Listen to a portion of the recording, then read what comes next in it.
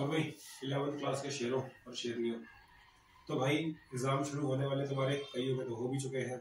तो पूरे सिलेबस का इंपॉर्टेंट टॉपिक्स बता दो सर। ये क्वेश्चन भाई सबसे ज्यादा तंग करता है इस टाइम पे। भाई पूरा साल तुम पढ़ लिए हो, उसके बाद भी तुम्हें पूरे सिलेबस के इंपॉर्टेंट टॉपिक्स क्यों करने हैं? तुम्हें तो सब कुछ आना चाहिए। देखो, बट स्टिल हर साल ऐसा होता है कि आप पूरा साल पढ़ते हो लेकिन एंड में आप जो है ना सिर्फ इंपॉर्टेंट टॉपिक्स के ऊपर फोकस करना चाहते हो। तो खैर इसमें कुछ गलत भी नहीं है क्योंकि पूरा सिलेबस तो हर एक लाइन तो आएगी नहीं। आपको एक प्रिपेयर होकर जाना पड़ता है कि भाई ये टॉपिक्स इंपॉर्टेंट है, इसके ऊपर ज्यादा फोकस करना है। तो ये जो आपकी डिमांड आ रही थी कि भाई पूरे सिलेबस के इंपॉर्टेंट टॉपिक्स जो है मैं आपको बता दूं, तो आपके इस वीडियो में मैंने पूरे चैप्टर के जो है ना या पूरे सिलेबस के जो है ना इंपॉर्टेंट टॉपिक्स साथ में एनसीईआरटी क्वेश्चंस और इंपॉर्टेंट पॉइंट्स पूरे एक्सप्लेन किए हैं। इस वीडियो को पूरा एंड तक देखो, नोट्स बना लो कि भाई ये टॉपिक सर ने बताया था, इसको लिख लो और इन्हें करना शुरू कर दो।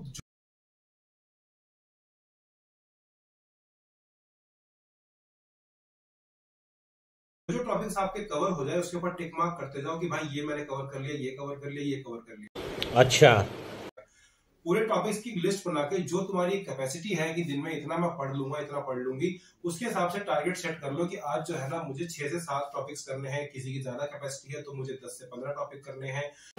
ठीक है। कोई ठीक ठाक सी कैपेसिटी वाला ज्यादा पढ़ना मतलब नहीं पढ़ सकते, ज्यादा होता है, हर एक का ब्रेन अलग अलग होता है। तो भाई 5 टॉपिक्स रोज के हिसाब से कर लिए। ठीक है, तो इसे आप करना शुरू कर दो, नोट्स बनाओ। कोई प्रॉब्लम आती है कमेंट सेक्शन में मुझे बताओ। जो वीडियोस चाहिए, डेरिवेशंस चाहिए, आप मुझे कमेंट सेक्शन में करके बता दो। मैं वो सारी वीडियोस आपको रिकॉर्ड करके देने की पूरी कोशिश करूंगा। ठीक है, समझ गया। ठीक है, तो चलिए स्टार्ट करते हैं इस वीडियो को। So students, now we will discuss work power energy. So work power energy के इंपॉर्टेंट टॉपिक्स जो है types of work and their examples, negative work example, positive work example, zero work example, ये आपको अच्छे से करने हैं। वर्क एनर्जी थ्योरम की स्टेटमेंट और इसकी डेरिवेशन बाय कैलकुलस मेथड, ये आपको अच्छे से करके जानी है। Conservation of total mechanical energy of a freely falling body, जो हम डेरिवेशन करते हैं, ये आप 9th में भी कर चुके होंगे डेरिवेशन की। एक बॉडी को जब ऊपर से नीचे गिरते हैं तो हर पॉइंट पे उसकी टोटल एनर्जी है वो सेम रहती है। Potential energy of a spring, again important. Relation between momentum and kinetic energy is a very important topic for numericals. जैसे कि अगर आपने किसी बॉडी की काइनेटिक एनर्जी को 30% इंक्रीज कर दिया तो उसके मोमेंटम में कितना परसेंट इंक्रीज आएगा, ये आपको बताना होगा। कोलिजन्स, नाउ यहां से शुरू होता है 5 नंबर का सीरियस स्टफ। तो कोलिजन के अंदर आपको elastic collision, inelastic collision, perfectly inelastic collision, super elastic collision, सबके बारे में थ्योरी पढ़ के जानी है। लेकिन डेरिवेशन जो है वो इलास्टिक की करनी है और loss of kinetic energy in perfectly inelastic collision की करनी है। इसके बाद कोफिशिएंट ऑफ रेस्टिट्यूशन, बहुत से बच्चे या बहुत से स्कूल्स में इसको इग्नोर कर देते हैं, बट स्टिल कई स्कूल्स के अंदर कोफिशिएंट ऑफ रेस्टिट्यूशन के ऊपर क्वेश्चन आता ही आता है कि भाई इनइलास्टिक कोलिजन का कोफिशिएंट ऑफ रेस्टिट्यूशन कितना होता है और सुपर इलास्टिक का कितना होता है, परफेक्टली इलास्टिक का कितना होता है।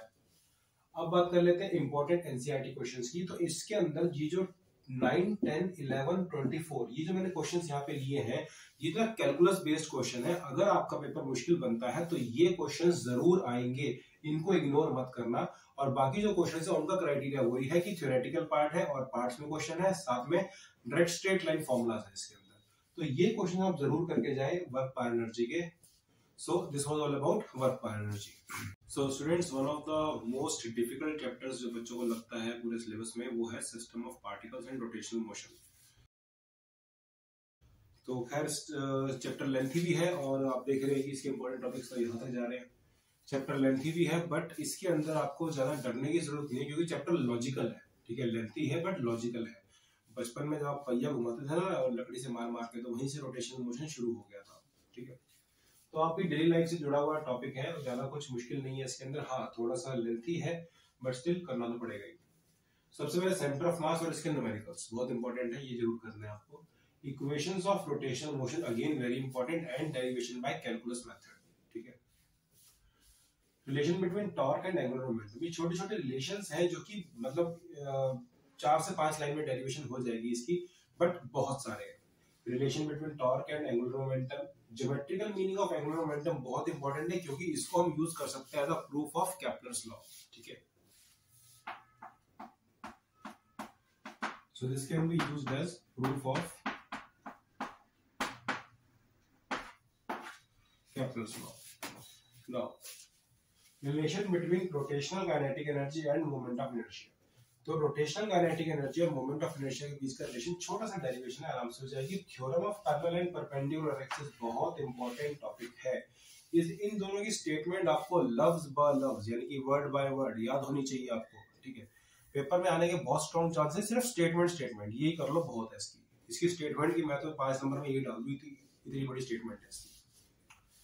कंजर्वेशन ऑफ एंगुलर मोमेंटम के न्यूमेरिकल्स एग्जांपल्स कि भाई जो एक पहले डांसर होती है वो अपने हाथ को फोल्ड क्यों कर लेती है, जो समरसॉल्ट्स लगाते हैं वो अपनी बॉडी को कॉइल क्यों कर लेते हैं, एंड टाइम पे खोल क्यों देते हैं, ये सब करना आपको।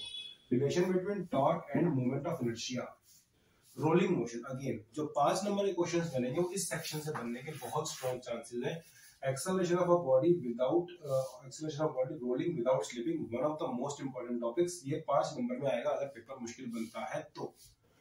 इंपॉर्टेंट एनसीईआरटी क्वेश्चंस, अब ये फिर से अगेन वही क्राइटेरिया लिया गया है कि भाई छोटे छोटे क्वेश्चंस है, ज्यादा कुछ नहीं है इसके अंदर, सीधा फॉर्मूला लगाओ आंसर आ जाएगा। और ऐसे वाले क्वेश्चन जो कि थ्योरेटिकल है और जिसके अंदर की जो है ना हमें ज्यादा कुछ करना नहीं पड़ेगा, 1 लाइन आंसर्स हैं और थ्योरेटिकल है, 4 से 5 पार्ट वाले क्वेश्चंस हैं। एंड के कुछ क्वेश्चंस बड़े क्वेश्चंस हैं। और मैं आपको यहाँ पर एक बहुत इंपॉर्टेंट बात बता दूं, एग्जाम्पल है एनसीईआरटी के अंदर,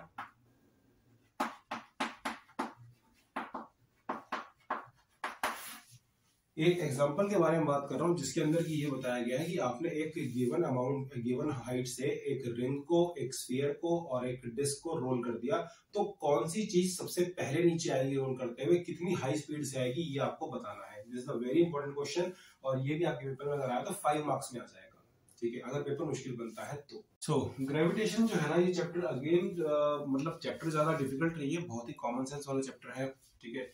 और इसके न्यूमेरिकल्स भी जो मैंने आपके लिए वही सिलेक्ट किए हैं जो कि 1 लाइन के अंदर सॉल्व हो जाते हैं, ठीक है। So effect of height, depth, rotation and shape of earth on acceleration due to gravity, one of the most important topics, ठीक है। Intensity of gravitational field, gravitation potential energy still important है, but ठीक है, इनको एक बार को subside कर सकते हैं। बट एस्केप वेलोसिटी ये आपको जरूर करना है, इसकी डेरिवेशन आने के पेपर में स्ट्रॉन्ग चांसेस है, ये बहुत अच्छे से आपको करके जानी है। अब बात करें satellite parameters, again very important list of topics. जो सैटेलाइट पैरामीटर्स है ये आप बहुत अच्छे से इनकी डेरिवेशन करके जाएं, क्योंकि इनकी डेरिवेशन बहुत सिंपल है और सीक्वेंस में है, ठीक है। आप यहां से स्टार्ट करेंगे, इसके बाद ये, इसके बाद ये, इसके बाद ये, सब कुछ सीक्वेंस में आएगा आपका। Now again Kepler's laws are very important. अगर आपका पेपर बहुत इजी बनता है तो डायरेक्टली 3 मार्क्स में 3 केप्लर लॉज आपसे पूछ लिए जाएंगे। Now important NCERT questions, chapter number question number 1, 2, 3, 6, 14, 15, 16, 18 and 22. Again all these questions are based on the fact that either they are theoretical questions having multiple parts, 4 to 5 parts, or they are numericals which are solved in 1 line, direct formula numericals. इसके बाद जो है ना आपको एक चीज और important यहाँ पर बता रहा हूँ कि relation between escape velocity, orbital velocity, ये भी आप जरूर करके जाएं, ठीक है। और ऐसे क्वेश्चंस की अगर किसी सैटेलाइट की स्पीड को 41% इंक्रीज कर दिया जाए तो वो अपना ऑर्बिट छोड़ के चली जाएगी, इस टाइप के क्वेश्चंस भी आपके लिए इंपॉर्टेंट है। सो प्लीज इनके ऊपर फोकस करिए इस चैप्टर में से, ठीक है। थोड़ा बहुत आएगा बट ये सब कुछ प्रेडिक्टेड आपको करके जाना है, ठीक है, अच्छे से करके जाइए इसको। इस चैप्टर, ये चैप्टर आपको ज्यादा तंग नहीं करेगा।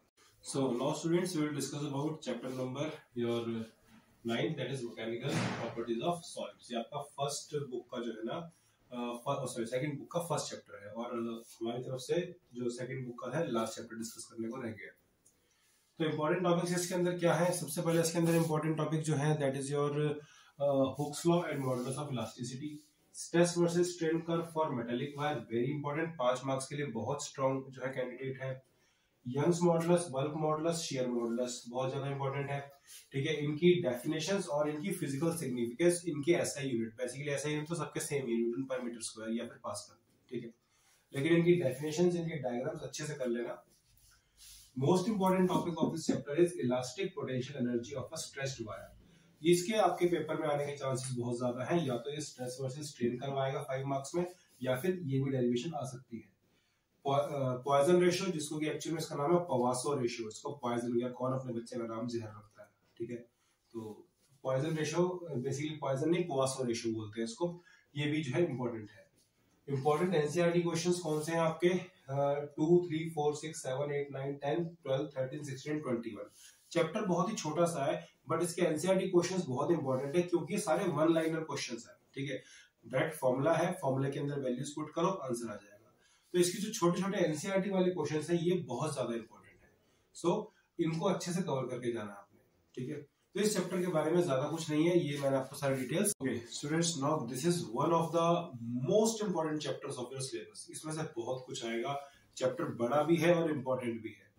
पिछले जो मैंने चैप्टर डिस्कस किए, मैं आपको बताया कि चैप्टर बड़ा है पर इम्पोर्टेंट नहीं है, ज्यादा कुछ इसमें से आएगा नहीं, लेकिन इस चैप्टर के बारे में बी डैम सीरियस, ये बड़ा भी है और इसमें से आएगा भी, और इसके एनसीईआरटी क्वेश्चंस भी बहुत ज्यादा इंपॉर्टेंट है। ठीक है, सबसे पहले बात कर लेते हैं हाइड्रोलिक लिफ्ट के बारे में। हाइड्रोलिक लिफ्ट आपको अच्छे से करनी है, एप्लीकेशंस ऑफ पास्कल लॉ, इसका डायग्राम बहुत बढ़िया से प्रिपेयर करके जाना। यूनिट्स ऑफ प्रेशर, प्रेशर के बहुत सारे यूनिट्स है, सब में आपस में क्या रिलेशन है, ये एमसीक्यू के लिए बहुत इंपॉर्टेंट है। Coefficient of viscosity, one of the most important topic. इसके जितने भी टॉपिक्स हैं इसमें कुछ भी स्किप नहीं करना, ये तो सारा ही करना है अच्छे से। Poiseuille formula, Stokes law, terminal velocity की डेरिवेशन बहुत इंपॉर्टेंट है। Now comes the boss of this chapter, that is Bernoulli's principle. अब बर्नौलीज प्रिंसिपल की डेरिवेशन बहुत इंपॉर्टेंट है, इसकी स्टेटमेंट बहुत इंपॉर्टेंट है। डायरेक्ट 5 नंबर देके जाएगी, state and derive Bernoulli's theorem. ठीक है, इसके बाद वेंचुरीमीटर की डेरिवेशन और diagram, again very important. Torricelli's law of efflux, excess pressure inside the drop and the bubble, भाई हर चीज इंपॉर्टेंट है इसके अंदर, कुछ भी नहीं छोड़ना है इसमें से। ठीक है, एसेंट फॉर्मूला, ये अच्छे से करना है आपको। Ascent formula that is your capillarity, capillaries के बारे में कितनी हाइट तक जो है लिक्विड जाएगा, ये बहुत अच्छे से करना है आपको। इसके बाद बर्नौलीज थ्योरम की जो छोटी छोटी एप्लीकेशंस है, aerofoil, blowing of the roof of the huts, उसके बाद explanation of heart attack, atomiser, spinning of the ball, ये छोटे छोटे टॉपिक्स हैं जो आपको पढ़ के जाने हैं। ठीक है, हालांकि पेपर में आने के लिए इतने इंपॉर्टेंट नहीं है बट स्टिल आपको इसके बारे में अच्छे से श्योर होके जाना है। Next is your important NCERT question. तो इसमें जो इंपॉर्टेंट एनसीईआरटी क्वेश्चन है उसके बारे में एक बात जो है दिमाग में रखेंगे कि ऐसे क्वेश्चन जिनके 4 या 5 पार्ट है और छोटे छोटे पार्ट्स, और ऐसे क्वेश्चन जो कि डायरेक्ट फॉर्मूला पे सॉल्व हो रहे हैं, वो आपके लिए बहुत ज्यादा इंपॉर्टेंट हो जाते हैं। तो क्वेश्चन नंबर 1 2 4 ये तो आपके थ्योरेटिकल क्वेश्चन जिनके 4 5 5 पार्ट्स हैं। उसके बाद इसमें से 2 क्वेश्चन तो ऐसे जो कि एरोप्लेन के ऊपर बेस्ड है, और एरोप्लेन का एक एग्जांपल आपके एनसीईआरटी में भी है बर्नौलीज थ्योरम के जस्ट बाद में, तो उसको भी अच्छे से करके जाएं। ठीक है, और अगर आपने वो नहीं किया तो मेरे लाइव सेशंस जो रिकॉर्डेड हैं यूट्यूब पे, आप उन पे जाके दोबारा उसको देख सकते हैं। मैंने ये तीनों चारों क्वेश्चन इस टॉपिक के करा रखे हैं। ठीक है, उसके बाद 8 11 14 21 and 27 these questions are very important, theoretical भी है, साथ में इनके अंदर डायरेक्ट फॉर्मूला के ऊपर क्वेश्चन आता है। ठीक है, तो इस चैप्टर के बारे में तो भाई बिल्कुल श्योर होके जाए, सब कुछ अच्छे से पढ़ के जाए। ये पेपर आप, ये चैप्टर जो है आपको पास होने में बहुत हेल्प करेगा। So now students we will talk about chapter number 11, that is thermal properties of matter।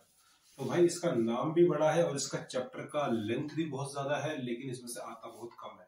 ठीक है, तो जो हमारी सो कॉल्ड गरीब जनता है, ठीक है, उसको जो है ना, अगर चाहे तो इस चैप्टर को आप स्किप भी कर सकते हैं, या फिर 1-2 टॉपिक जो इसमें से मैं आपको बता रहा हूँ इसको अच्छे से कर जाए। ठीक है, बाकी जो अमीर जनता है उसको थोड़ा सा अच्छे से करना पड़ेगा। यहाँ पर गरीब जनता और अमीर जनता, उन बच्चों को पता है मैं किसके बारे में बात कर रहा हूँ, because I don't want to talk slow learners and intelligents. ठीक है, ऐसा कुछ नहीं होता। तो भाई इंपॉर्टेंट टॉपिक्स के बारे में बात कर लेते हैं। सबसे पहले टेम्परेचर स्केल। अब टेम्परेचर स्केल के साथ जो है ना आपको और क्या करना है, ध्यान से देखिए। Temperature scales, thermal expansion, linear, superficial and cubical. इसके बाद anomalous behaviour of water. Anomalous behaviour of water में ये आता है कि भाई 4 डिग्री सेल्सियस पे जो है ना पानी की जो डेंसिटी सबसे ज्यादा होती है, इसलिए जो वाटर है वो हमेशा ऊपर से नीचे जमता है, तो मछलियां मरती नहीं है जब लेक जम जाती है। तो ये आप अपने घर में भी करके देख सकते हैं। Thermal conductivity, now this is one of the important topics. Thermal conductivity अगर आपका पेपर मुश्किल बनता है तो इसकी डेरिवेशन आपको जरूर आएगी, तो थर्मल कंडक्टिविटी अच्छे से पढ़ के जाए। Next is conduction, convection, radiation, again very important, और इसकी प्रैक्टिकल एप्लीकेशन। प्रैक्टिकल एप्लीकेशन मैंने एंड में मेंशन किया बिकॉज बहुत सारी चीजों की प्रैक्टिकल एप्लीकेशंस है। Black body, Ferry's black body, ये अच्छे से पढ़ के जाए। ठीक है, 1-2 टॉपिक मैं आपको और बताता हूँ अगर जो पेपर में आए, मतलब बहुत रेयर आते हैं। That is your veins displacement law.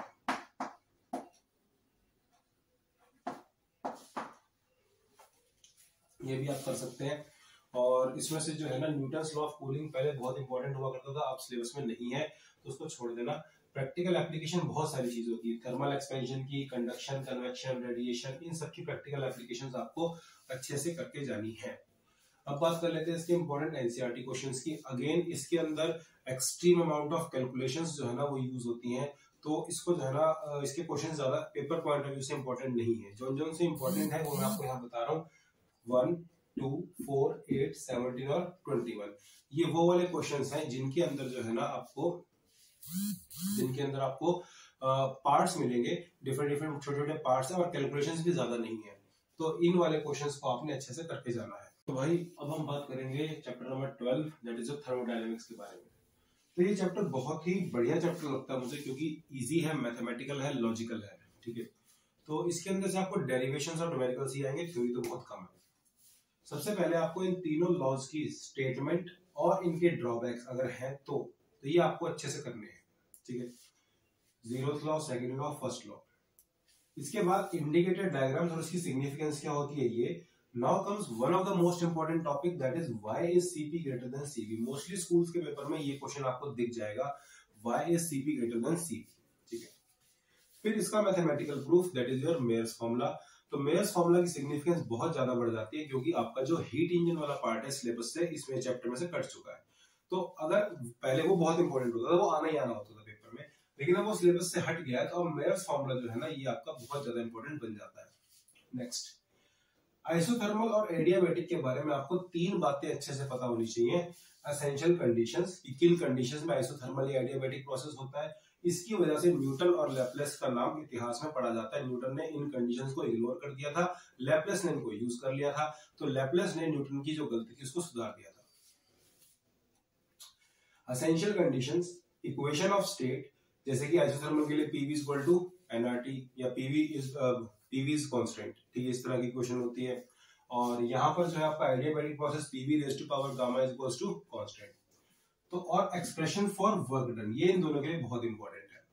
अब अगर बात करें एनसीईआरटी क्वेश्चंस की, तो कार्नोट इंजन और रेफ्रिजरेटर सिलेबस में हट जाने की वजह से इनसे रिलेटेड न्यूमेरिकल्स आपको नहीं करने। टोटल 10 ही क्वेश्चन है इसके अंदर, जिसमें से कि 5 मैंने आपके लिए सिलेक्ट किए हैं, 1st, 3rd, 4th, 8th और 9th, ठीक है। न्यूमेरिकल्स बहुत ही इजी हैं, लेकिन आपको पेपर में जाने से पहले कम से कम 2-2, 3-3 बार करके देखना पड़ेगा, ताकि ये दिमाग में फिट हो जाए आपके। क्लियर? तो भाई शेयर और शेयर नहीं हो। अब हम बात कर लेते हैं चैप्टर नंबर 13 के बारे में, that is your kinetic theory of gases. Chapter का नाम जितना बड़ा है, ये अंदर से उतना ही छोटा सा चैप्टर है। बस एक लाइन की डेफिनेशंस है, ग्राफ्स है। So statement and graphs of all these law. अगर ग्राफ है तो करिए, नहीं तो स्टेटमेंट इसकी अच्छे से कर लीजिए, ठीक है। Charles law, Boyle's law, Gay Lussac's law, law of equipartition of energy. इसके बाद भाई इस चैप्टर की खासियत ये है कि आप पूरा चैप्टर पढ़ लेते हो, लेकिन एंड तक ये पता नहीं लगता काइनेटिक थ्योरी थी क्या, ठीक है। तो काइनेटिक थ्योरी ऑफ गैसेस को पढ़ना है, इसकी जो एक सिंगल लाइन की स्टेटमेंट है वो पढ़नी है। इसकी एजम्पशंस जो है वो 7 से 8 एजम्पशंस है। तो बच्चे कई बार ना एजम्पशंस को काइनेटिक थ्योरी ऑफ गैसेस मान लेते हैं, ये एजम्पशंस है। काइनेटिक थ्योरी ऑफ गैस तो भाई एक लाइन की स्टेटमेंट है बस। इसके बाद most important, expression for pressure exerted by gas, सबसे इंपॉर्टेंट टॉपिक इस चैप्टर का, ये जरूर करना है आपने। अब अगर टीचर को आप पे रहम आ गया, ठीक है, वो आप थोड़ा सा आसान पेपर बनाना चाहता है, तो भाई relations between pressure and kinetic energy per unit volume, ये आपसे पूछा जाएगा। और काइनेटिक इंटरप्रिटेशन ऑफ टेम्परेचर, अगर आप पे रहम आ गया टीचर को, तो ये बहुत आसान से टॉपिक है, इनको अच्छे से कर लेना। Expression for CP by CV, now this is one of the most important topics. मैं बोलता हूँ कि इस चैप्टर में से 2 ही टॉपिक इंपॉर्टेंट है, एक तो ये वाला और एक expression for CP by CV for diatomic gas and polyatomic gas and obviously monoatomic also, क्योंकि ये आपके 3-4 टॉपिक्स को मिला के बनता है, जिसके अंदर की आपका law of equipartition of energy, degree of freedom, सब कुछ इंक्लूड होता है। तो ये वाला टॉपिक आपको अच्छे से करके जाना है। जहां तक बात है इसके एनसीईआरटी क्वेश्चंस की, तो भाई एनसीईआरटी क्वेश्चंस अगर आप चाहें तो स्किप कर सकते हैं, क्योंकि बहुत ज्यादा कैलकुलेटिव क्वेश्चंस है, बहुत ज्यादा एक्सट्रीम अमाउंट ऑफ कैलकुलेशन उसके अंदर इन्वॉल्व होती है, ठीक है। लेकिन आप जो भी बुक यूज करते हैं, रेफरेंस बुक, आप उससे इसके कंसेप्चुअल्स जरूर पढ़ के जाना। इस चैप्टर के कंसेप्चुअल क्वेश्चन को जरूर पढ़ के जाइएगा, क्योंकि इसमें से एनसीईआरटी के न्यूमेरिकल्स अगर हम स्किप कर रहे हैं तो कहीं से हमें उसको पूरा करना पड़ेगा। तो वहां से आप क्या कर सकते हैं, जो भी आप रेफरेंस बुक यूज करते हैं उसे आप यूज करिए, ठीक है भाई। अब जल्दी से हम बात कर लेते हैं चैप्टर नंबर 14 की, दैट इज योर ऑसिलेशंस। सबसे पहले इसके इंपॉर्टेंट टॉपिक्स के बारे में बात कर लेते हैं। Difference between periodic and oscillatory motion बहुत ही बेसिक सा टॉपिक है, लेकिन बहुत इंपॉर्टेंट है पेपर में। इसमें 1 मार्क 2 मार्क के क्वेश्चंस बन सकते हैं। Relation between SHM and UCM, that is simple harmonic motion and uniform circular motion, इनके बीच में आपको रिलेशन जो है ना वो पूछा जा सकता है। Differential equation of SHM, differential equation आपको डिराइव करने को आ सकती है, और नेक्स्ट टॉपिक में ही मैंने आपको बताया है कि x equals to a sin omega t plus b cos omega t represents SHM, ये आपको शो करना है। तो कैसे शो करना है, आपने जो डिफरेंशियल इक्वेशन डिराइव करी है ना उसके अंदर x की इस वैल्यू को पुट करके देख लेना है। अगर जो right hand side left hand side से मैच कर जाएगी तो आपका इक्वेशन राइट है, वो एसएचएम को रिप्रेजेंट करेगी। Phase relation between acceleration velocity and displacement, कि भाई डिस्प्लेसमेंट किस हिसाब से चेंज करती है, उसके कितने डिग्री के बाद वेलोसिटी चेंज करती है, उसके कितने डिग्री के बाद एक्सेलरेशन चेंज करती है। तो तीनों के ग्राफ्स आपको अच्छे से आने चाहिए, डिस्प्लेसमेंट का ग्राफ, वेलोसिटी का ग्राफ और एक्सेलरेशन का ग्राफ। ठीक है, ग्राफ से यहाँ मेरा मतलब है कि साइन का ग्राफ, कॉस का ग्राफ, माइनस साइन का ग्राफ, माइनस कॉस का ग्राफ, ये आपको अच्छे से पता होना चाहिए। हमने अच्छे से इसको कवर किया हुआ है। Total energy remains constant in SHM, इसकी डेरिवेशन आपको पेपर में पूछी जा सकती है, और इससे ही मिलता जुलता है क्वेश्चन मैंने यहाँ पर एनसीईआरटी का क्वेश्चन नंबर 22 भी लिया है यहाँ पर। ठीक है, या तो आपसे ये पूछा जाएगा या फिर आपसे क्वेश्चन नंबर 22 पूछा जा सकता है। ये एनसीईआरटी का एक एग्जांपल है, आई थिंक 14.9 है, जिसको भी हमने क्लास में डिस्कस किया हुआ है। इसमें स्प्रिंग्स जो है ना वो पैरेलल में काउंट होते हैं। ठीक है, मैं आपको बताया था कि स्प्रिंग सीरीज में कब होते हैं और स्प्रिंग पैरेलल में कब होते हैं, तो ये क्वेश्चन पैरेलल के ऊपर बेस्ड है, तो ये क्वेश्चन आप ध्यान से कर लेना। सिंपल पेंडुलम जो है उसका वो बहुत इंपॉर्टेंट है। सिंपल पेंडुलम के आगे फर्दर केसेस बहुत इंपॉर्टेंट है, जैसे कि सेकंड्स पेंडुलम। ठीक है, उसके बाद इफेक्ट ऑफ ग्रेविटी, अगर किसी पेंडुलम को सैटेलाइट में रख के स्पेस में ले जाएंगे तो उसका टाइम पीरियड कितना होगा, ये सब आपको अच्छे से पता होना चाहिए। ठीक है, अगर किसी को फ्री फॉलिंग लिफ्ट में छोड़ देंगे तो कितना उसका टाइम पीरियड होगा, ये भी आपको पता होना चाहिए। अब ये एक वाइल्ड गैस है। ठीक है, this is a wild gas. अगर जो पूरे साल आपने टीचर को परेशान किया है तो भाई अब टीचर की बारी है, और इसमें कुछ गलत नहीं है।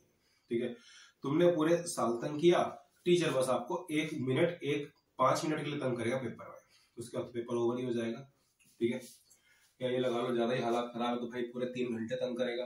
ठीक है यार, तुमने 365 दिन तंग किया, टीचर ने 3 घंटे तंग कर लिया, हिसाब बराबर। तो अगर जो टीचर ने बहुत मुश्किल पेपर बनाया तो टॉपिक नंबर 14.7 एसएल अरोड़ा से अदर एग्जांपल्स ऑफ एसएचएम, ये थोड़ा सा एक डिफिकल्ट टॉपिक है, डेरिवेशंस बहुत इंपॉर्टेंट है। बेसिकली एनसीईआरटी के क्वेश्चंस हैं जिसे बुक में जो है ना टॉपिक बना के ही डाल दिया गया। ठीक है, बेसिकली एनसीईआरटी के क्वेश्चंस है, बैक एक्सरसाइज क्वेश्चंस है जिनको टॉपिक बना के डाल दिया गया। Now important NCERT questions 8, 9, 16, 17, 22, 24। Now these are very important questions. आप जो हमने फॉर्मूलाज यहाँ इसमें किए हैं वो यहाँ पर बहुत ज्यादा यूज होने वाले हैं, तो फॉर्मूला ध्यान से एक बार सारे बच्चे जरूर पढ़ के जाएं। ठीक है, तो ये था आपके लिए चैप्टर नंबर 14 का ब्रीफ सा डिस्क्रिप्शन कि भाई इसमें क्या क्या इंपॉर्टेंट है, क्या क्या पेपर में आ सकता है। शेरों और शेरनियों, तो अब हम यहाँ पे बात करेंगे जो आपका लास्ट चैप्टर है, चैप्टर नंबर 15 वेव्स। इसके आपको इंपॉर्टेंट टॉपिक्स में यहाँ पर सारे बता रहा हूँ, और साथ में इंपॉर्टेंट एनसीईआरटी क्वेश्चंस के बारे में भी बताऊंगा, और कौन से फॉर्मुलाज के ऊपर बेस्ड है वो भी बताऊंगा। सबसे पहले आपने करना है essential properties for a medium for propagation of mechanical waves, यानी कि आपसे ये पूछा जा रहा है कि जो ट्रांसवर्स वेव्स हैं वो कौन कौन से मीडियम में ट्रेवल कर सकती हैं, लॉन्गिट्यूडिनल वेव्स कौन कौन से मीडियम में ट्रेवल कर सकती हैं। उसके बाद स्पीड ऑफ ट्रांसवर्स वेव्स। अब स्पीड ऑफ ट्रांसवर्स वेव्स के ना कुछ पॉइंट्स हैं, जैसे कि इन स्ट्रेच्ड स्ट्रिंग। ठीक है, स्ट्रेच्ड स्ट्रिंग के अंदर कितना होगा, सॉलिड के अंदर कितना होगा। फिर लॉन्गिट्यूडिनल वेव की बात करें तो इन लॉन्गिट्यूडिनल, इन लिक्विड और गैस, और फिर in solids and in solid rod. ठीक है, तो ये 3-4 केस बनते हैं इसके, सब में आपको फॉर्मूला याद होना चाहिए। डेरिवेशन करने का एक ही तरीका है, that is by dimensional analysis.